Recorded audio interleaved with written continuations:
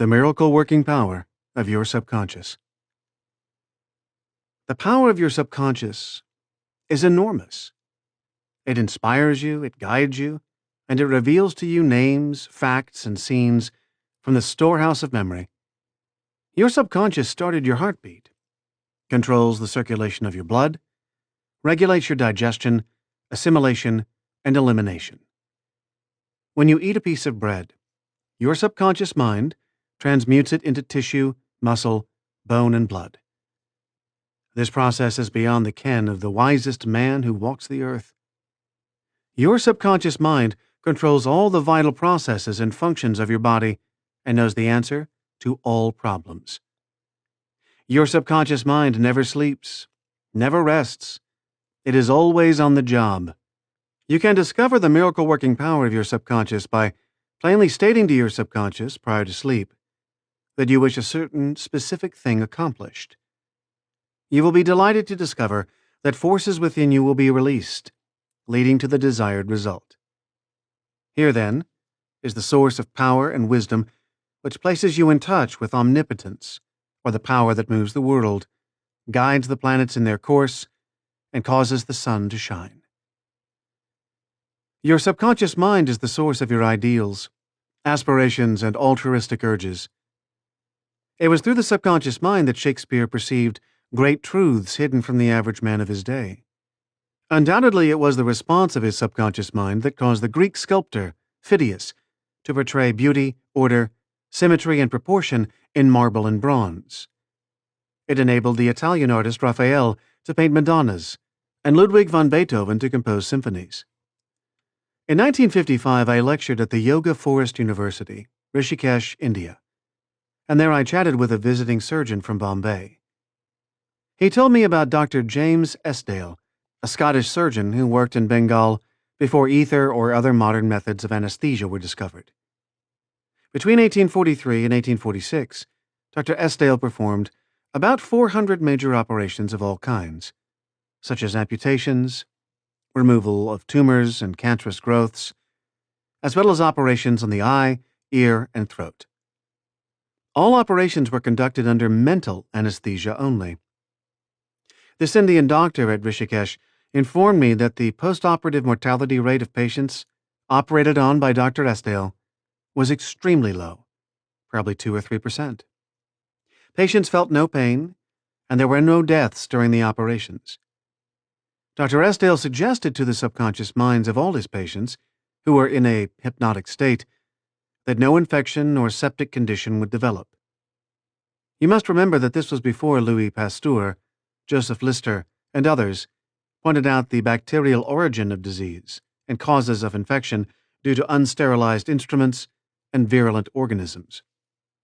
This Indian surgeon said that the reason for the low mortality rate and the general absence of infection, which was reduced to a minimum, was undoubtedly due to the suggestions of Dr. Esdale to the subconscious minds of his patients.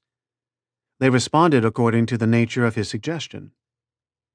It is simply wonderful when you conceive how a surgeon over 120 years ago discovered the miraculous wonder-working powers of the subconscious mind. Doesn't it cause you to be seized with a sort of mystic awe when you stop and think of the transcendental powers of your subconscious mind? Consider its extrasensory perceptions, such as its capacity for clairvoyance and clairaudience, its independence of time and space, its capacity to render you free from all pain and suffering, and its capacity to get the answer to all problems, be they what they may.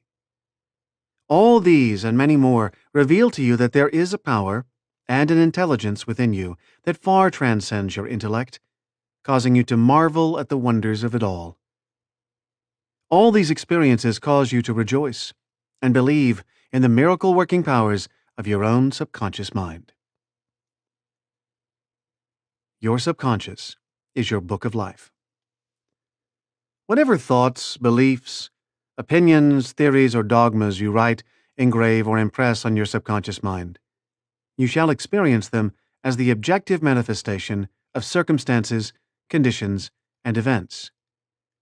What you write on the inside, you will experience on the outside. You have two sides to your life, objective and subjective, visible and invisible, thought and its manifestation. Your thought is received by your brain, which is the organ of your conscious reasoning mind. When your conscious or objective mind accepts the thought completely, it is sent to the solar plexus, called the brain of your abdomen, where it becomes flesh and is made manifest in your experience. As previously outlined, your subconscious cannot argue. It acts only from what you write on it. It accepts your verdict or the conclusions of your conscious mind as final. This is why you are always writing on the book of life, because your thoughts become your experiences. The American essayist Ralph Waldo Emerson said, "Man is what he thinks all day long." What is impressed in the subconscious is expressed. William James, the father of American psychology, said that the power to move the world is in your subconscious mind. Your subconscious mind is one with infinite intelligence and boundless wisdom. It is fed by hidden springs and is called the law of life. Whatever you impress upon your subconscious mind, the latter will move heaven and earth to bring it to pass. You must therefore impress it with the right ideas and constructive thoughts. The reason there is so much chaos and misery in the world is because people do not understand the interaction of their conscious and subconscious minds. When these two principles work in accord, in concord, in peace, and synchronously together, you will have health, happiness, peace, and joy. There is no sickness or discord when the conscious and subconscious work together harmoniously and peacefully. The tomb of Hermes was opened with great expectancy and a sense of wonder because people believed that the greatest secret of the ages was contained therein. The secret was, as within, so without, as above, so below. In other words, whatever is impressed in your subconscious mind is expressed on the screen of space. This same truth was proclaimed by Moses, Isaiah, Jesus, Buddha, Zoroaster, Lao Tzu, and the illumined seers of the ages. Whatever you feel as true subjectively is expressed as conditions, experiences, and events. Motion and emotion must balance. As in heaven, meaning your own mind, so on earth, meaning in your body and environment. This is the great law of life. You will find throughout all nature the law of action and reaction, of rest and motion. These two must balance. Then there will be harmony and equilibrium. You are here to let the life principle flow through you rhythmically and harmoniously. The intake and the outgo must be equal. The impression and the expression must be equal. All your frustration is due to unfulfilled desire. If you think negatively, destructively, and viciously, these thoughts generate destructive emotions which must be expressed and find an outlet. These emotions, being of a negative nature, are frequently expressed as ulcers, heart trouble, tension, and anxieties. What is your idea or feeling about yourself now? Every part of your being expresses that idea. Your vitality, body, financial status, friends, and social status represent a perfect reflection of the idea you have of yourself. This is the real meaning of what is impressed in your subconscious mind, and which is expressed in all phases of your life. We injure ourselves by the negative ideas which we entertain. How often have you wounded yourself by getting angry, fearful, joyous, or vengeful? These are the poisons that enter your subconscious mind. You were not born with these negative attitudes. Feed your subconscious mind life-giving thoughts, and you will wipe out all the negative patterns lodged therein. As you continue to do this, all the past will be wiped out and remembered no more. The subconscious heals a malignancy of the skin. A personal healing will ever be the most convincing evidence of the healing power of the subconscious mind. Over 40 years ago, I resolved a malignancy of the skin through prayer. Medical therapy had failed to check the growth, and it was getting progressively worse. A clergyman with a deep psychological knowledge explained to me the inner meaning of the 139th Psalm, wherein it says, "In thy book all my members were written, which in continuance were fashioned, when as yet there was none of them." He explained that the term, book, meant my subconscious mind, which fashioned and molded all my organs from an invisible cell. He also pointed out that inasmuch as my subconscious mind made my body, it could also recreate it and heal it according to the perfect pattern within it. This clergyman showed me his watch and said, "This had a maker, and the watchmaker had to have the idea first in mind before the watch became an objective reality. And if the watch was out of order, the watchmaker could fix it." My friend reminded me that the subconscious intelligence which created my body was like a watchmaker, and it also knew exactly how to heal, restore, and direct all the vital functions and processes of my body, but that I had to give it the perfect idea of health. This would act as cause, and the effect would be a healing. I prayed in a very simple way as follows: my body and all its organs were created by the infinite intelligence in my subconscious mind. It knows how to heal me. Its wisdom fashioned all my organs, tissues, muscles, and bones. This infinite healing presence within me is now transforming every atom of my being, making me whole and perfect now. I give thanks for the healing I know is taking place now. Wonderful are the works of the creative intelligence within me. I prayed aloud for about 5 minutes, 2 or 3 times a day, repeating the previous simple prayer. In about 3 months, my skin was whole and perfect. As you can see, all I did was give life-giving patterns of wholeness, beauty, and perfection to my subconscious mind, thereby obliterating the negative images and patterns of thought lodged in my subconscious mind, which were the cause of all my trouble. Nothing appears on your body except when the mental equivalent is first in your mind. And as you change your mind, by drenching it with incessant affirmatives, you change your body.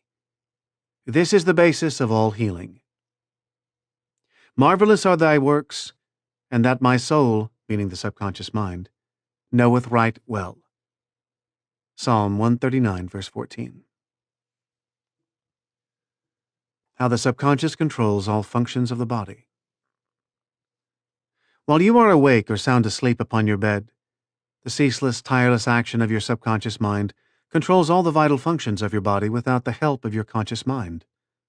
For example, while you are asleep, your heart continues to beat rhythmically, your lungs do not rest, and the process of inhalation and exhalation, whereby your blood absorbs fresh air, goes on just the same as when you are awake.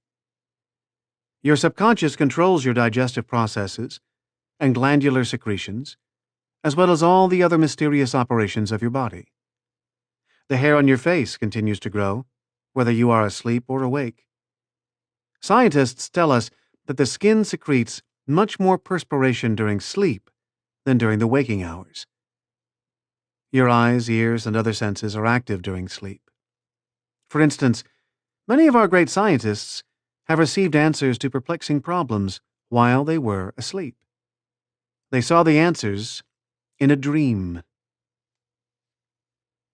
Oftentimes, your conscious mind interferes with the normal rhythm of the heart, lungs, and functioning of the stomach and intestines by worry, anxiety, fear, and depression.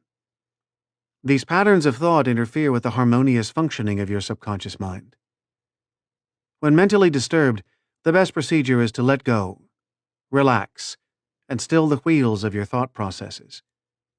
Speak to your subconscious mind, telling it to take over in peace, harmony, and divine order. You will find that all the functions of your body will become normal again. Be sure to speak to your subconscious mind with authority and conviction, and it will conform to your command. Your subconscious seeks to preserve your life and restore you to health at all costs. It causes you to love your children, which also illustrates an instinctive desire to preserve all life. Let us suppose you accidentally ate some bad food. Your subconscious mind would cause you to regurgitate it. If you inadvertently took some poison, your subconscious powers would proceed to neutralize it. If you completely entrusted yourself to its wonder-working power, you would be entirely restored to health. How to get the subconscious to work for you. The first thing to realize is that your subconscious mind is always working. It is active day and night, whether you act upon it or not. Your subconscious is the builder of your body, but you cannot consciously perceive or hear that inner silent process. Your business is with your conscious mind, and not your subconscious mind. Just keep your conscious mind busy with the expectation of the best, and make sure the thoughts you habitually think are based on whatsoever things are lovely, true, just, and of good report.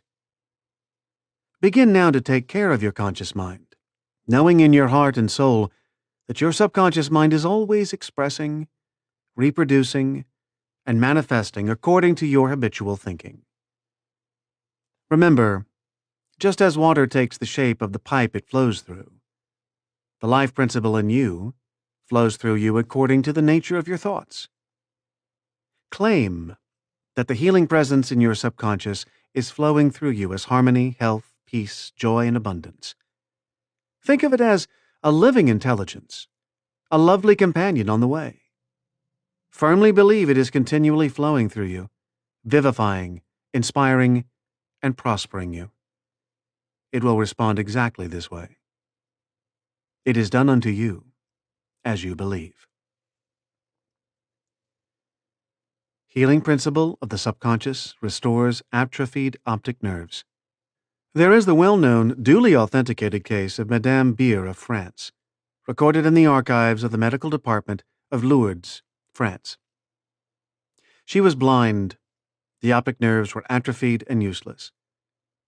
She visited Lourdes and had what she termed a miraculous healing. Ruth Cranston, a Protestant young lady who investigated and wrote about healings at Lourdes in McCall's magazine, November 1955, writes about Madame Beer as follows. At Lourdes, she regained her sight incredibly, with the optic nerves still lifeless and useless, as several doctors could testify after repeated examinations. A month later, upon re-examination, it was found that the seeing mechanism had been restored to normal.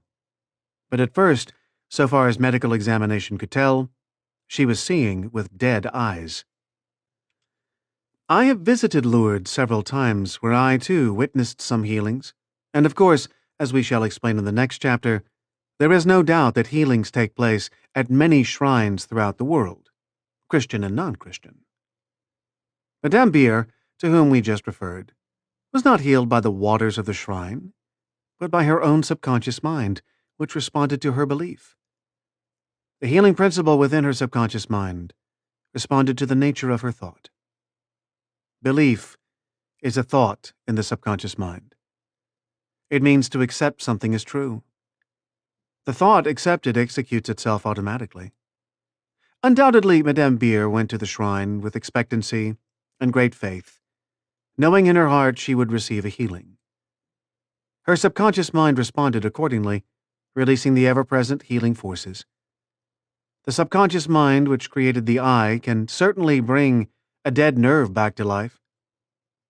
What the creative principle created, it can recreate. According to your belief, is it done unto you? How to convey the idea of perfect health to your subconscious mind. A Protestant minister I knew in Johannesburg, South Africa, told me the method he used to convey the idea of perfect health to his subconscious mind. He had cancer of the lung. His technique, as given to me in his own handwriting, is exactly as follows. Several times a day, I would make certain that I was completely relaxed mentally and physically. I relaxed my body by speaking to it as follows. My feet are relaxed. My ankles are relaxed. My legs are relaxed. My abdominal muscles are relaxed. My heart and lungs are relaxed. My head is relaxed. My whole being is completely relaxed. After about 5 minutes, I would be in a sleepy, drowsy state, and then I affirmed the following truth. The perfection of God is now being expressed through me. The idea of perfect health is now filling my subconscious mind. The image God has of me is a perfect image, and my subconscious mind recreates my body in perfect accordance with the perfect image held in the mind of God. This minister had a remarkable healing. This is a simple, easy way of conveying the idea of perfect health to your subconscious mind. Another wonderful way to convey the idea of health to your subconscious is through disciplined or scientific imagination. I told a man who was suffering from functional paralysis to make a vivid picture of himself walking around in his office, touching the desk, answering the telephone, and doing all the things he ordinarily would do if he were healed. I explained to him that this idea and mental picture of perfect health would be accepted by his subconscious mind. He lived the role and actually felt himself back in the office. He knew that he was giving his subconscious mind something definite to work upon. His subconscious mind was the film upon which the picture was impressed. One day, after several weeks of frequent conditioning of the mind with this mental picture, the telephone rang, by prearrangement, and kept ringing while his wife and nurse were out. The telephone was about 12 feet away, but nevertheless he managed to answer it. He was healed at that hour. The healing power of his subconscious mind responded to his mental imagery, and a healing followed. This man had a mental block which prevented impulses from the brain reaching his legs. Therefore, he said he could not walk. When he shifted his attention to the healing power within him, the power flowed through his focused attention, enabling him to walk.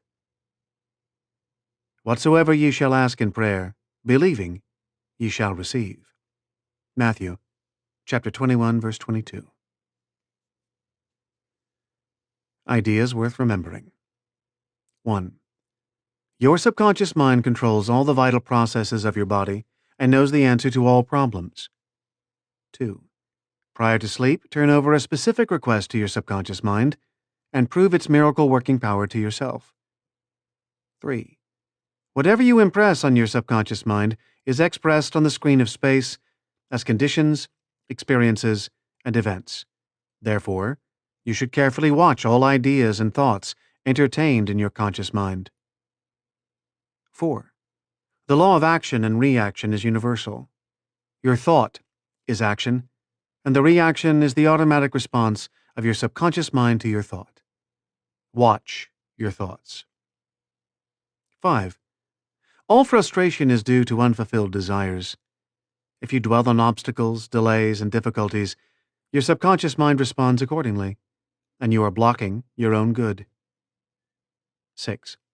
The life principle will flow through you rhythmically and harmoniously if you consciously affirm, I believe that the subconscious power, which gave me this desire, is now fulfilling it through me. This dissolves all conflicts. 7. You can interfere with the normal rhythm of your heart, lungs, and other organs by worry, anxiety, and fear. Feed your subconscious with thoughts of harmony, health, and peace, and all the functions of your body will become normal again. 8. Keep your conscious mind busy with the expectation of the best, and your subconscious will faithfully reproduce your habitual thinking. And finally, 9. Imagine the happy ending or solution to your problem. Feel the thrill of accomplishment, and what you imagine and feel will be accepted by your subconscious mind and bring it to pass.